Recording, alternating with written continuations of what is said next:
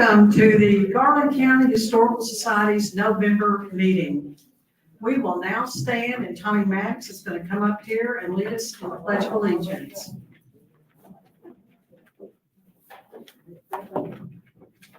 I pledge allegiance to the flag of the United States of America and to and to the republic for which it stands, one nation under God, indivisible, with liberty and justice for all. No, thank you, John. Thank you all. Okay, has everybody found a seat? I'm Biddy Martin. I'm president of the Garland County Historical Society's board, and last month, the nominating committee presented a slate of new board members. They are Lauren Atkins. Lauren was able to come today from her job with the city. Thank you, Lauren. Kent Dover hasn't made it, and Cindy Rogers is out of town. There are no nominations from the floor, so this month we're going to vote on the slate. Do we have a motion? Do we have a motion to accept the slate? So moved. Thank you. Second? Second. Who's that second? Janet, Mom. Okay, thank you. Who was that, Biddy? Tom, and then Janet Moss. M-A-N-K. All those in favor say aye. Aye. Opposed? Okay, thank you. The motion passed. We now have 3 new board members, and we're going to swear them in January. Thank you, Lauren. I don't know if you all noticed out front when you came in, but we have a corporate sign here, and I'm proud to announce that we have 2 new board corporate members, and they are Arvest and Selected Funeral and Life Insurance Company, and they're joining National Park Gifts and Souvenirs, Myers Realty, AT&T, and Quapaw Bassett Spa. Now, you all know that we're a nonprofit organization, and the only way we operate is from your memberships and corporate memberships and your generous donations, so we thank you very much for that. Now, before Liz comes up, I have one last suggestion for you all to have an easy time Christmas shopping. One-stop shop at the Historical Society. We have a huge assortment of books. We have lots of retail items like these great t-shirts. We have new postcards, stickers. We have lots of things. And you can also buy a membership for a friend or a family member. We had a local physician do that yesterday. So come on down. We're open Monday through Friday, 9 to 1. And what, Liz? Biddy, could they also go to our website and buy those things? Yes, they could go to our website. Thank you, Liz. Could they even buy guest membership for somebody on the website? You're right. Thank you, Liz. Did y'all hear that? Thank you, Liz. All right, thank you, Liz. And here's Liz. We are really glad to see all of you here today, and I have just a couple of very brief announcements. Remember, we don't have a program here at the library in December. Instead, in December, we have our annual members' Christmas party, and this year it's on the evening of Tuesday, December 19th. Now, I've sent out emails to members and snail-mail letters about it, but if you'd like to make a reservation, make your meal choice, sign up for that party today, please see me after the meeting. Then our programs here at the library will start up again in January, the 3rd Tuesday, the 16th, with a great program by Park Ranger Dan Chimmel. And if you've heard him, he is a delightful speaker. You'll really enjoy him. Now today, we're very, very happy to welcome Stephen Cook. He's a returning program giver. It's always a treat to hear him. He's an award-winning journalist in both print and broadcasting, and he has a special focus on the culture of the mid-southern states. And he is a very busy and talented man. He's an author, he's a musician, he's an illustrator, and a playwright, and he's also the writer, host of Arkansongs. that wonderful weekly public radio program that's syndicated on stations in Texas and Louisiana as well as Arkansas. And it's been on the air for more than 25 years. If you haven't heard that, you really need to discover it. He's the author of the book, Louis Jordan, Son of Arkansas, Father of R&B. And he's got a forthcoming book that will come out this spring, From Almeda to Zilphia, which chronicles the Arkansas women who have shaped popular American songs. And if you'd like to get some of his books or a wonderful Arkansas t-shirt, there's a table in the back where they're for sale you could look at after the program. Please give a very warm GCH welcome to Stephen Cook.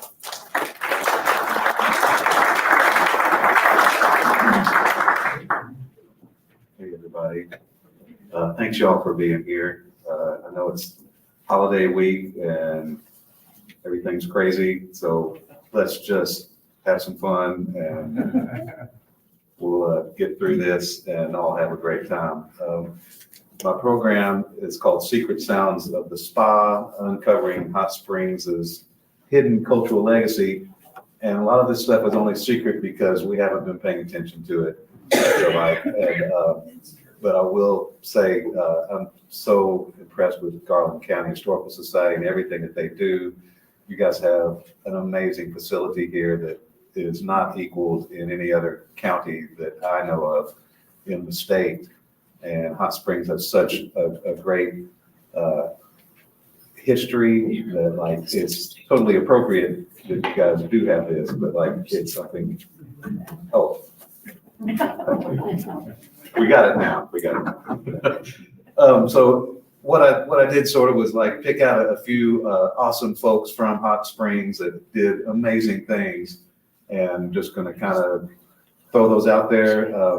Like Liz said, I've been doing Arkansas music history for a long time. Jack Hill is here in the room. I worked at the Democrat Gazette for the longest time and did a little series on Arkansas music, but my most favorite thing is doing Arkansongs, which is just a little 7.5 minute segment that's on public radio, but it's also on KUHS, our wonderful local solar powered, low powered station. If you haven't ever had a chance to listen to that, it's on 102.5 FM. It's really a lot of fun. I find myself just having a good time listening to the radio, just like the old days. So the folks we're going to talk about, there's really two amazing, huge folks that have Hot Springs ties. One of them is Henry Glover, that was born right here in Hot Springs. And also I need to mention today is the 100th birthday of Big John Greer, who was a protege of Henry Glover's. They both went to Langston High and learned their musical skills at Langston. And it's just a really wonderful and also very sad story about John Greer. I'm working on a book project for the spring. It's going to be on Italia Press, which is, I don't know if you guys remember Erin Wood. She's a local Hot Springs lady that now lives in Little Rock and has a publishing house. And we're going to do it on that press. And just a slight correction for the Sentinel Record. It's coming out spring 2024, not spring 2023, which has already happened. But you guys know that because you're historians.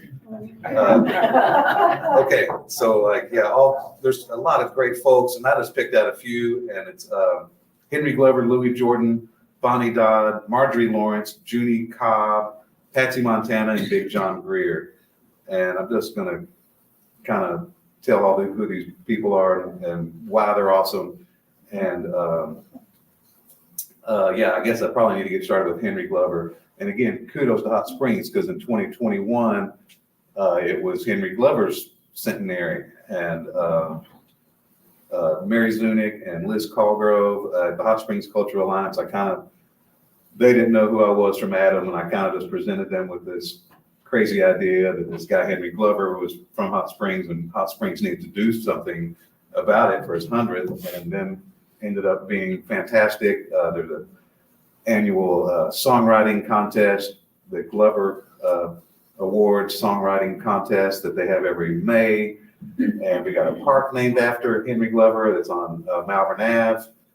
And we got him installed in the Hot Springs Walk of Fame. And his daughter Sherry came down, and she is full of personality and has adopted Hot Springs as her pseudo hometown. And some of you guys probably even know Sherry, and she's probably listening right now because she has ears all over the place. So Henry Glover, again, kudos to Hot Springs for really pulling it out for his 100th birthday in 2021. And we got the mayor of Cincinnati to proclaim it Henry Glover Day, as well as proclaimed Henry Glover Day in Hot Springs. And but again, what this guy did, I don't know that we could ever do enough memorializing of Henry Glover. He was a pioneering African-American songwriter in that he was one of the first guys to ever produce country music, and he would take like an R&B song and do it on country, or do a country song and do it on R&B. And it kind of showed, just like it's all good music, like if it doesn't have to be in this genre, that he was really sort of a person that was behind the scenes, which is why a lot of folks don't know his name, but he was writing songs like Peppermint Twist, Drowning My Own Tears, California Sun, and his songs were done by Ray Charles, and he produced early James Brown stuff, and then also jazz like Sarah Vaughan and all this stuff. And this is just me because I'm a weirdo, but like he did all this cool classy stuff, but I love all of his body, double entendre songs that were, coming out in the late 40s, and the way the atmosphere in the country is today with all the banning of books. Maybe some of these songs are too, spicy now for us, but 80 years ago it was fine. And so this is one of my favorite guys. If we can play it. By the way, Paul Kegabine, awesome guy. He's always doing great, and just big love to him.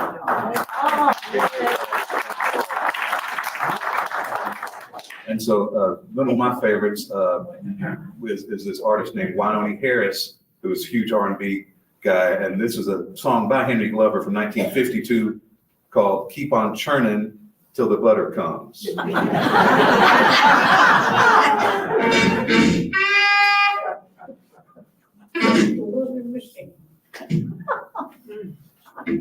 That's on you guys if you have dirty thoughts about that. Okay. And on the back of the churn some more. Cows in the middle, sheep in the Oh. I told you it's too rough for him. Keep on churning till the I think we're being censored. Joe. That's too bad.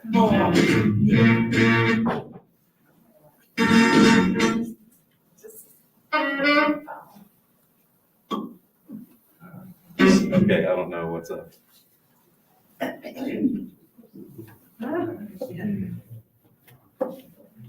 Yeah, I think it's been said, yeah, we're being censored by the song. I think you can imagine what the lyrics go like. And the B side is "Married Women Stay Married." Now, Henry Glover did a lot of these kinds of songs, and I'm almost embarrassed to say some of the titles.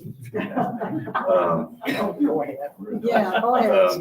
Again, just use your imagination, but like one's Mountain Oysters, and what was, oh, you don't know, Paul, you're too young.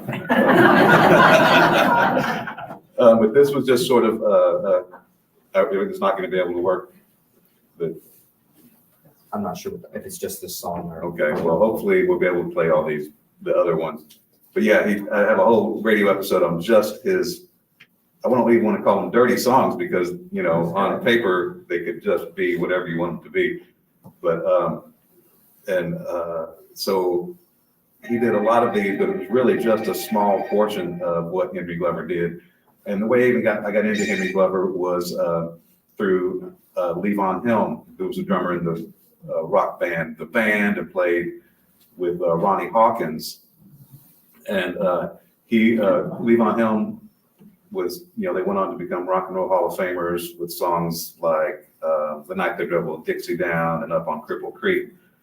But Henry Glover was the first person to ever record and produce the guys in the band when they left Ronnie Hawkins. So he did really so much. And yeah, so I'm ashamed to even play this stuff because he did so much cool, classy stuff, but it just sort of, it hits my wheelhouse. I don't know what.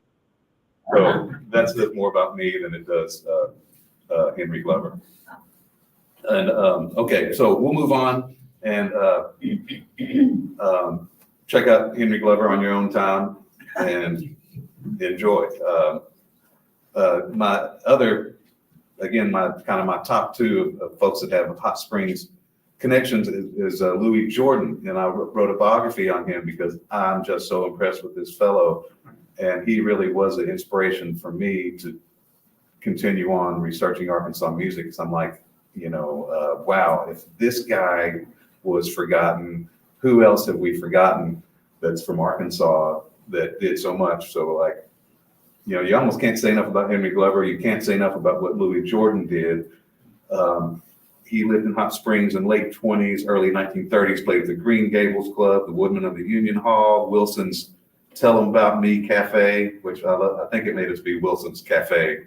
And it's over on Malvern, which later became Club Cameo, if you guys may remember any of that. So, unfortunately, there's just a lot of vacant lots where some of these cool places used to be. And also need to say, been working on a project for the Hot Springs Music Trail, and we've got a grant for that. And so we got 3 contenders to have our plaques put up, and one of them is Louis Jordan, and one of them is KTHS Radio, which was in Arlington. And I'll tell more about that if it works out. And then one would be at the Vapors because of all the incredible talent they had there. So we've been looking for a street address on Louis Jordan from when he lived here. We think it's at Pleasant and Garden Streets, and working on that in the Phipps, Dr.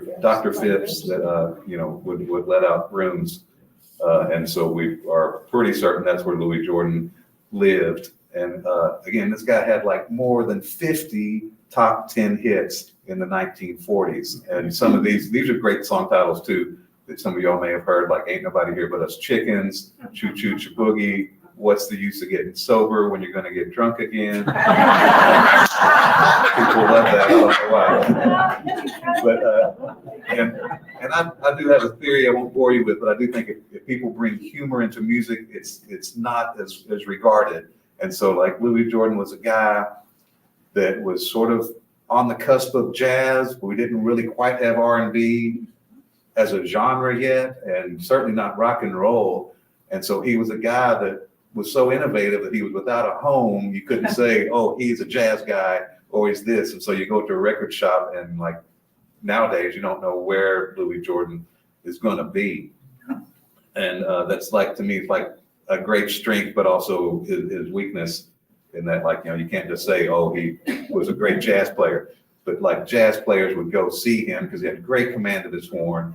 And his father was also played in the Rabbitfoot Minstrels, and like he was a hard taskmaster on Louis Jordan. And so Louis Jordan was basically born to be a musician because his father was a musician. He was born in Brinkley in 1908, and I guess like sometime during the 90s, I started organizing a Louis Jordan tribute concert in Little Rock, and we raised money for him to put a bust of Louis in his hometown, and it's there in the museum in his hometown. And we got a highway named after him in Brinkley, the Louis Jordan Memorial Highway. We got Louis and Sister Rosetta Tharpe and Levon Helm and Johnny Cash. Maybe in the last time the Arkansas legislature did something good. So that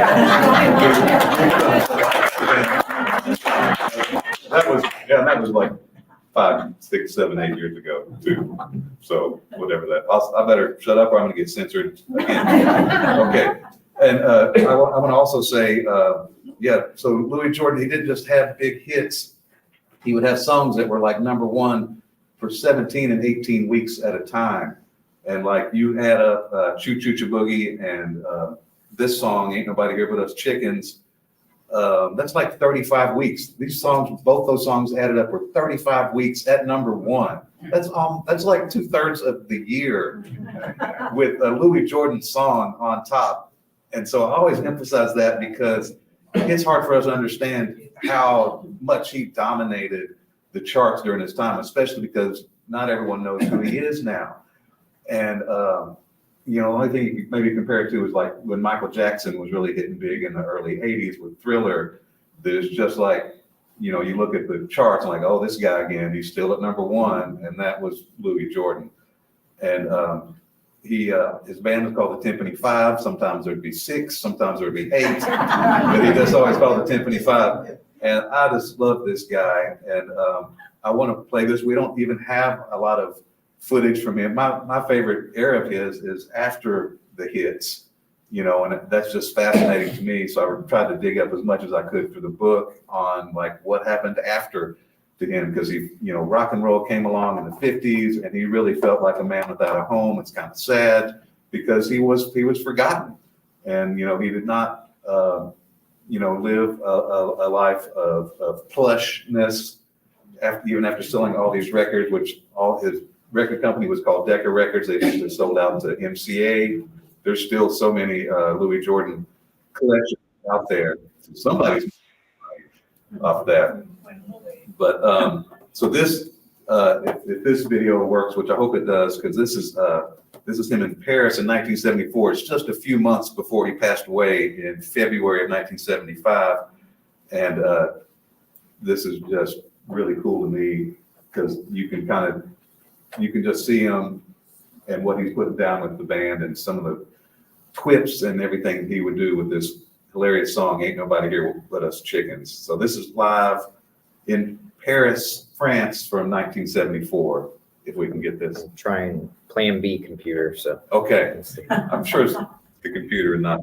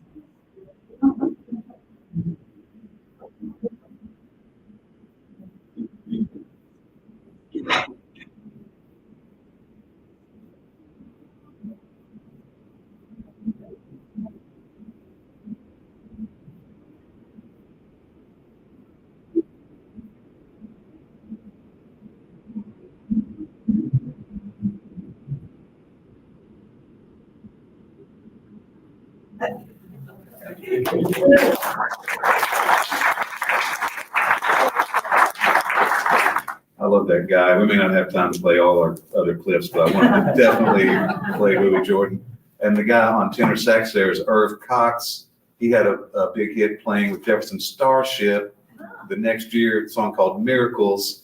He's playing this great sax break on this. And you can tell they're getting a little jazzy. And I'm so thankful that this, whoever in France decided to have him on TV. So that's Louis Jordan, and again, it's so cool that he lived in Hot Springs. He's from Brinkley, also lived in El Dorado and worked there during the oil boom. So to me, and he lived in Little Rock and went to Arkansas Baptist College. And to me, he really sort of hit all these historical spots in Arkansas during his time in his century. But again, yeah, he died in 1975, and just an amazing performer. And again, he's the guy that sort of got me interested in, like, you know, who else is this cool that we've just completely forgotten from Arkansas. And so now I've been doing it all these years, but I'm still finding cool people. And one of these people that I found out about maybe just a year or two ago is Bonnie Dodd, who was born in Saline County, but also grew up in Hot Springs.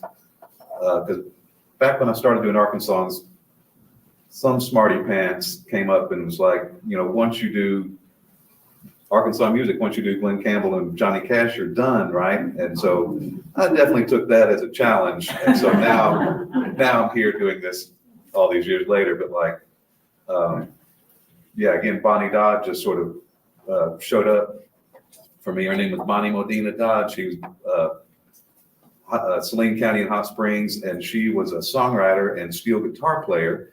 And she got the nickname Little Blossom from none other than Tex Ritter. And a lot of her songs, I don't know what her life was, but a lot of her songs are really sad, a lot of heartbreak. And everyone from Bob Dylan to staple singers to Hank Williams Sr. Have done her songs. She was born in 1914. And let's see, her mom worked at the Ozark Bathhouse. Her dad was a barber. And then she worked in a grocery store in town. I'm still working on trying to locate like what grocery store, that kind of stuff. But she was also working on her music, and she was writing poetry. And she first heard a steel guitar player on KTHS in Hot Springs. Again, it goes back to KTHS, which if any of you guys know, this was like one of the first radio stations in the state, and it was located, their tower was right in the middle between the two parapets at the New Arlington when they came about in like 1924. If you see some of these photographs, you can see where the KTHS tower was. And, you know, we're living in the 21st century. It's hard for us to imagine like what a game changer hearing stuff on the radio was.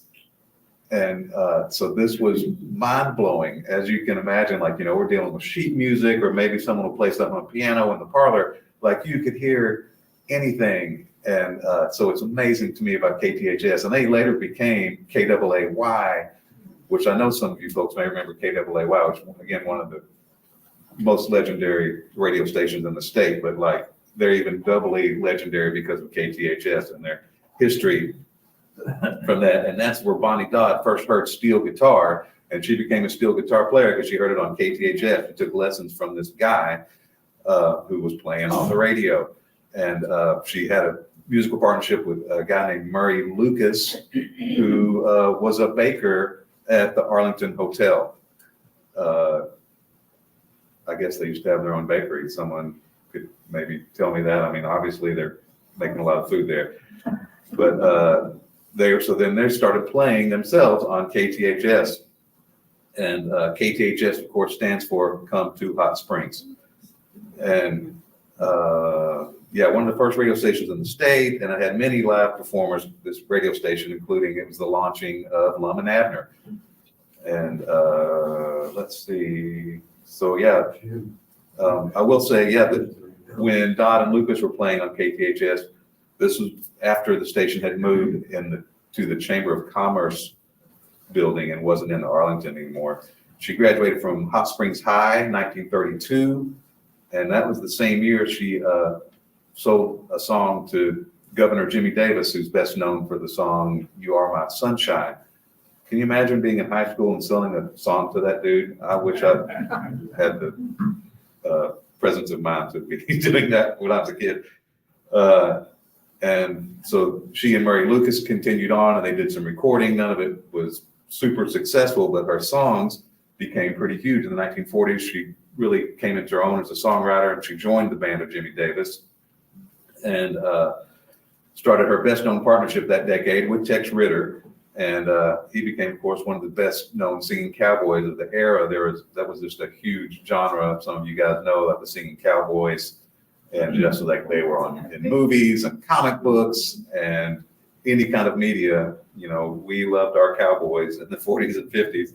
And Tex Ritter was like in 70 films, and was also a founding member of the Country Music Association. And let's see, I'm going to skip some of this stuff. Yeah, but okay, her biggest song is called "Be Careful of the Stones You Throw," and it was first recorded by Little Jimmy Dickens in 1949. Do you guys remember Little Jimmy Dickens? Again, these are great song titles. If you get nothing from this, walk away with some cool song titles. His big song was "Take an Old Cold Tater and Wait." I don't love that. And this is later in his career, but he also has the song "May the Bird of Paradise Fly Up Your Nose." You guys remember that? But yeah, so he was the first guy to do "Be Careful of the Stones You Throw," which is not hilarious like a lot of his stuff, and it's like it's kind of a tale of there's a car wreck and a child is dying, and it's the opposite of "A Bird of Paradise Flying Up Your Nose," or maybe that's exactly what happened to this poor kid. And so then, like, people recording this, Red Sovine, Porter Wagner, Waylon Jennings, David Allan Coe, Dion did a version of this. The Staple Singers did a version. Bob Dylan and the band recorded it in their basement tape sessions. And we're going to play, if it works, the most famous version, which was from 1952. And Hank Williams Sr. had a persona called Luke the Drifter, where he did a bunch of, stuff that wasn't songs about bar rooms and that kind of stuff. He did sort of a moralizing thing called Luke the Drifter, but it was Hank Williams Sr. And if we can play just maybe a little bit of this, and you can get sort of the vibe of what.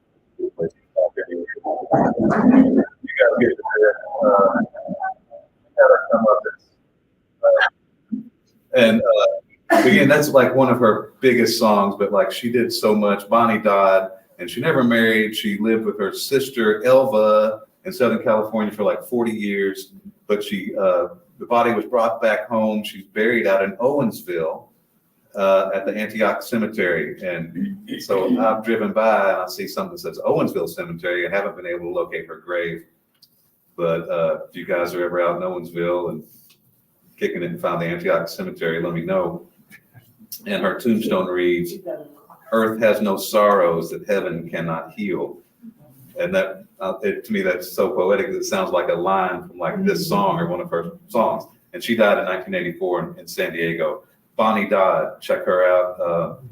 All right, I know I don't want to get all bogged down with our tragedy, but Marjorie Lawrence, you guys remember Marjorie Lawrence? She, of course, was a native Australian. I lived in Australia as an exchange student, so I have a special place in my heart for Marjorie Lawrence. She was born 1907 in Victoria, and she was becoming a really big deal in the opera world. She debuted at Monte Carlo and was in the Paris Opera, and then she debuted at the Metropolitan Opera in New York in 1935, and then started performing annually there because she was such a big deal, and contracted polio in 1941. And I'm sure some of you guys remember, again, the pre-vaccination days, that was a devastating diagnosis that a person could get even as an adult. But she was able to, rise above from this physical infirmity. And that's why she moved to Hot Springs, to take in the baths. And her husband was an osteopath, and she got treatment at the Maurice bathhouse and also at St. Joseph. And there was a movie about her from 1955 called Interrupted Melody, and it starred Roger Moore and Glenn Ford, and Eleanor Parker, who played her, was nominated for an Oscar. And this movie premiered at the Malco. Were any of you guys there? Just thought I'd ask. But it sounded, and I'm sure some of you also may know, because you're all history buffs, she bought this 500-acre property out. It's called Harmony Hills. And I've heard so many great stories, and you can drive by and see sort of the remnants of this beautiful house. And I've heard about the spring, like it was on a spring-fed property. Because we're in Hot Springs, we had our own water, but there was so much water pressure, they had to take the pipe and just any water guys and whatever that you do when you take a huge pipe and put it in a small, and to control the flow. That's probably the least interesting thing about her, sorry. But so this property is still there, and I wish they would do something with it. I think someone owns it, and it's just not, it's just sort of deteriorating out there. But Marjorie Lawrence, and she had a television program and mentored so many singers, and taught here in Hot Springs, and they just made Hot Springs their home. I think it's just a beautiful story, and I think we have just a quick little 1947 newsreel about her when she was, coming back from her polio diagnosis.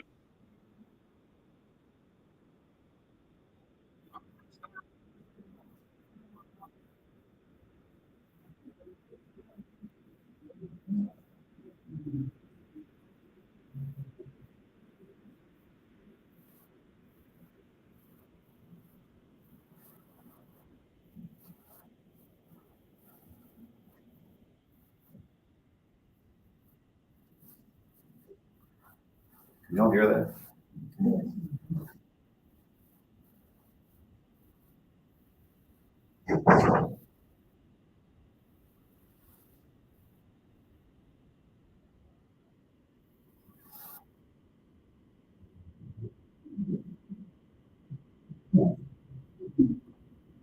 So how about those high notes, man? That's like, you're gonna break a champagne flute with that kind of heights. But yeah, Marjorie Lawrence, an awesome lady, and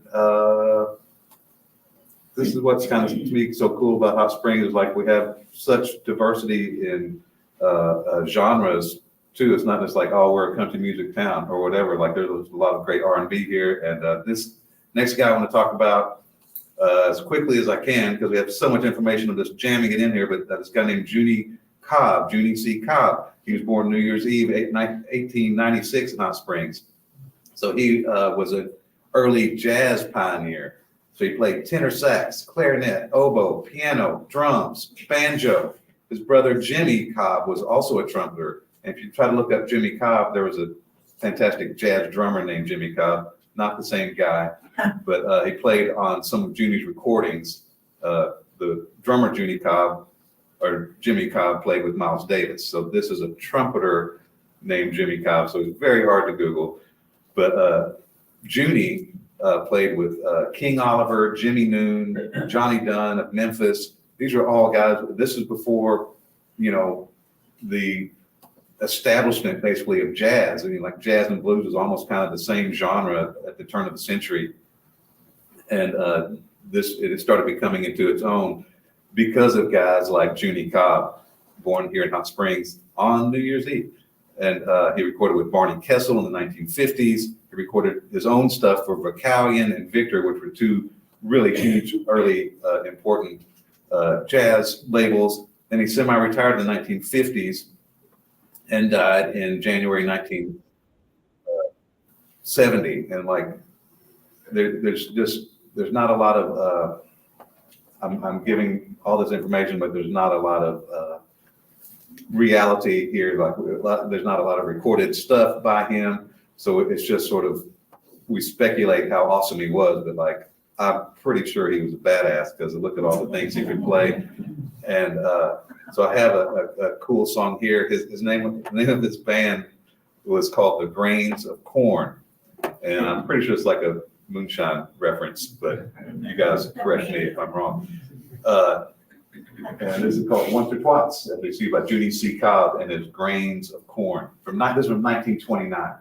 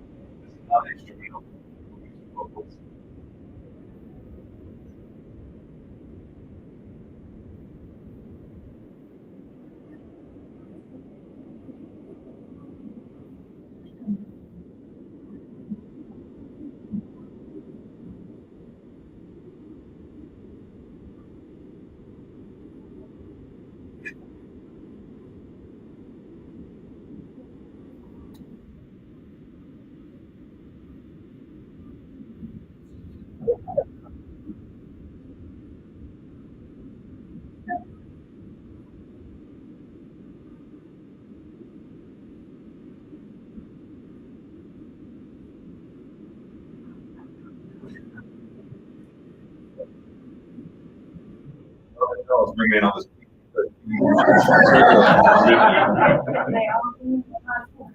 Yeah, so let me explain it. Like, it's just something in the water here. That's Junie Cobb, and I remember asking one of my elders, like, why do all these songs from the 20s have like a minute and a half of music before the lyrics even start? Like nowadays, you'll play the riff and then the lyrics start, and they were like, well, that's so people knew how to dance, what the song was about before they even got into that. And so like all these songs kind of throw me for a loop like the first couple minutes. It's just, they're just jamming before they get into, again, these, borderline body lyrics. Once or twice, it's tight like that. He said it all. So check out Junie Cobb if you can. That's someone else I would love to find more about, like where he is from, and put a Hot Springs Music Trail plaque up for him. Next up, again, I love switching out genres and just having, showing the diversity of the talent that we had and have here in Hot Springs. You guys probably have heard of Ruby Rose Blevins. She had a great real name, but she changed her stage name, was Patsy Montana. And she was born in Garland County, Jessieville, 1908. Her father, Augustus, was from Howard County. Her mother was Victoria from Pike County, and she was the postmistress at Jessieville. Their house doubled as the post office back then.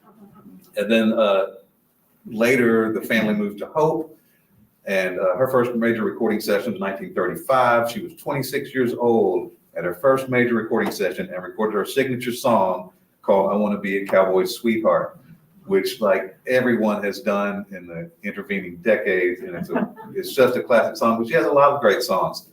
And so she's notable in many ways, but this was the first million-selling song by a female country artist.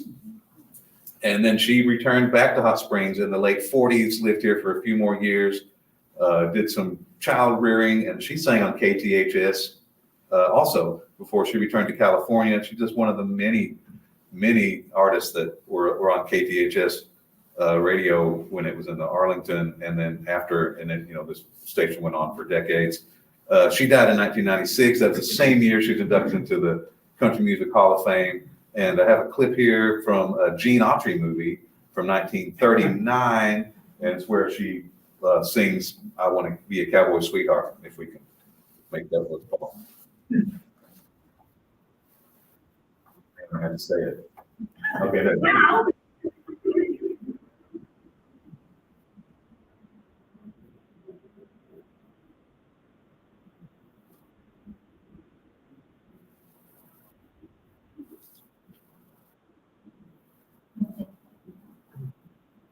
I think he's trying to flirt with her. He didn't know that she's going to pull out the guitar.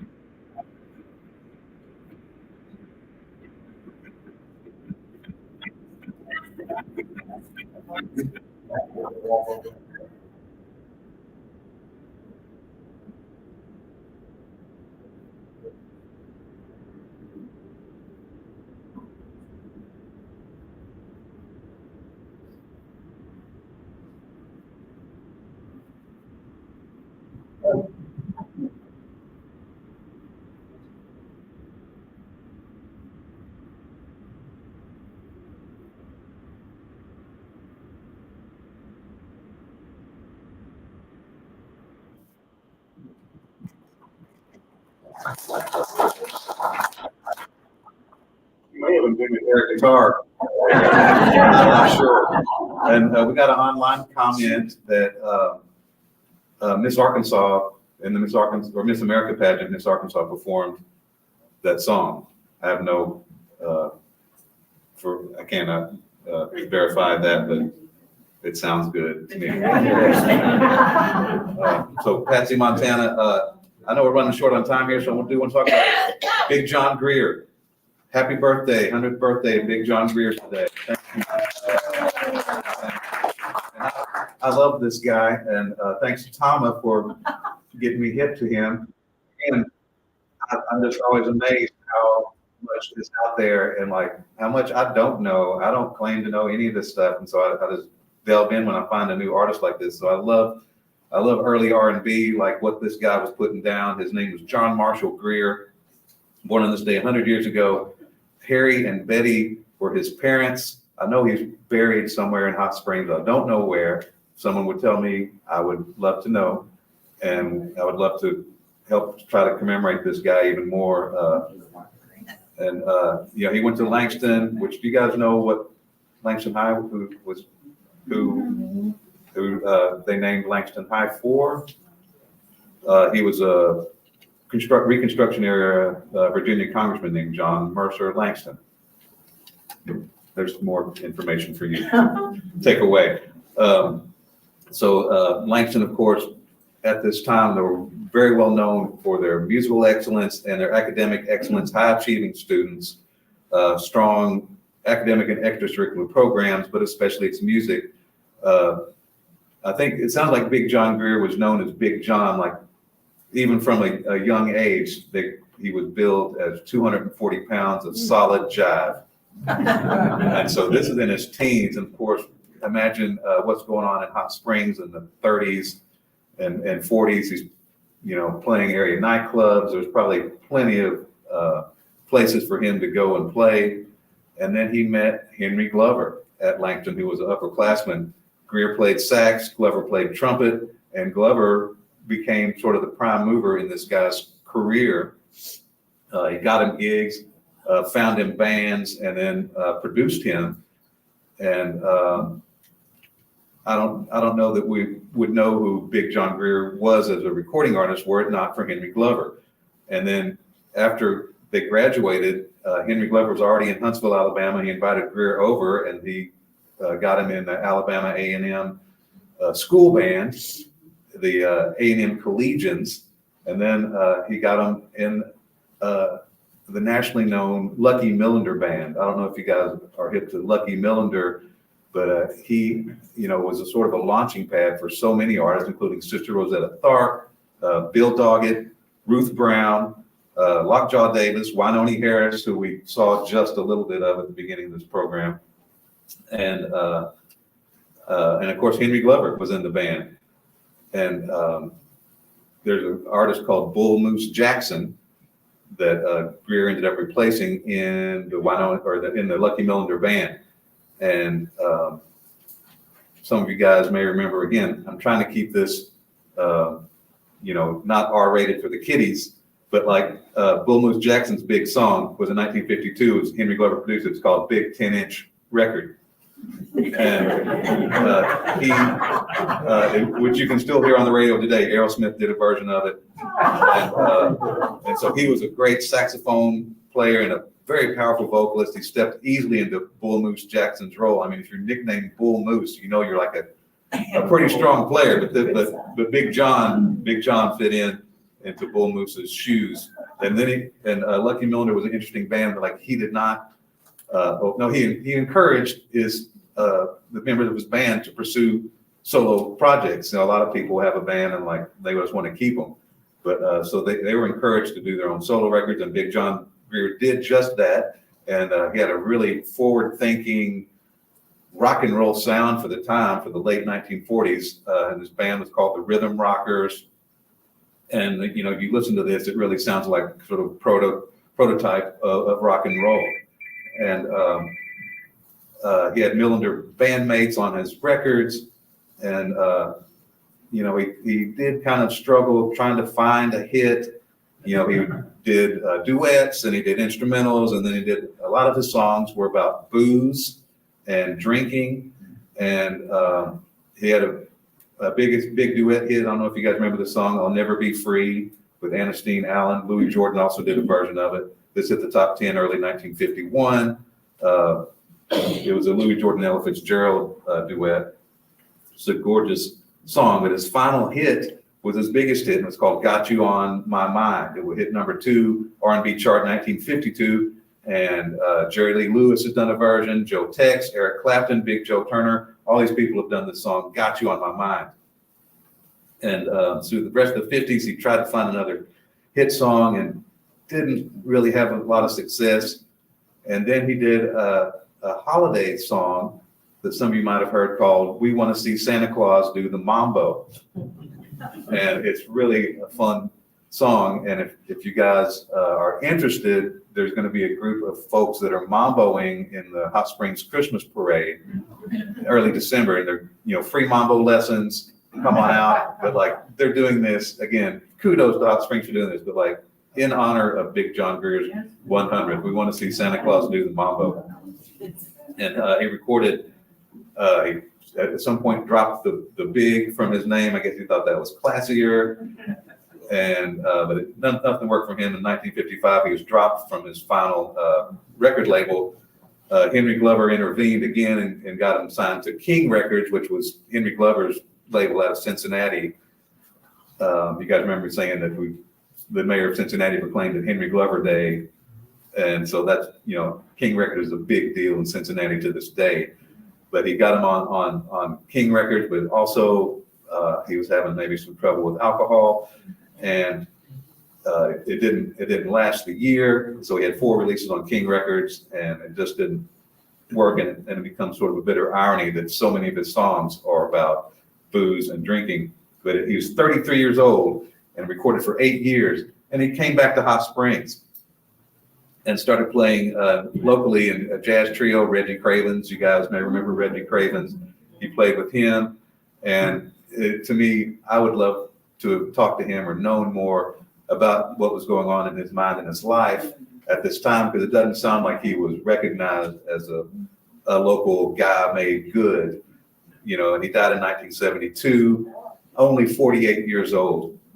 So if anyone knows more about Big John Greer, please hit me up, because that's within the realm of our times. And like, someone, maybe they saw Big John Greer perform with Reggie Cravens, and I just, you know, think he's wonderful. And again, thank you so much for pointing me to Big John Greer. And like, Arkansas music is so wonderful and diverse, but in Hot Springs, we have such a great treasure here. So please celebrate it. Check it out if you can. Thanks you guys for having me. And come get a t-shirt or a bandana if you want, but I'm going to play us out with, We Want to See Santa Claus Do the Mambo. And maybe we'll see you at the parade doing the mambo. I think we need to have a big crowd for that. So thank you guys so much.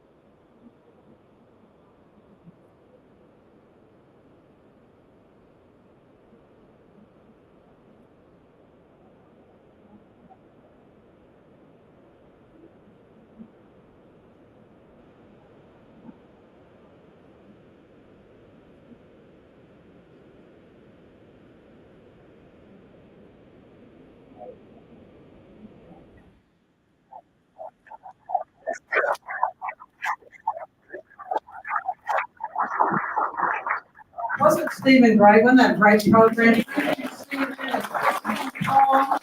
have any questions? Everybody's ready for Thanksgiving. We hope to see you all back here in January, and happy Thanksgiving.